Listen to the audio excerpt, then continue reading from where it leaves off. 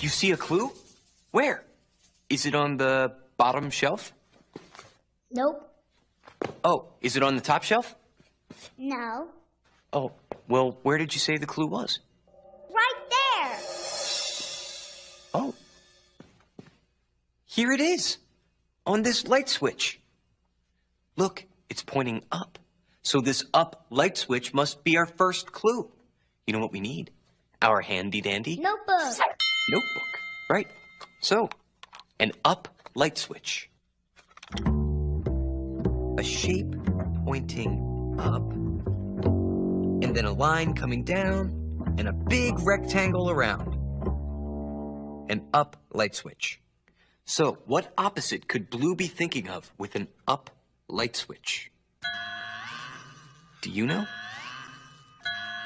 Yeah. Maybe we better find 2 more clues, just to be sure.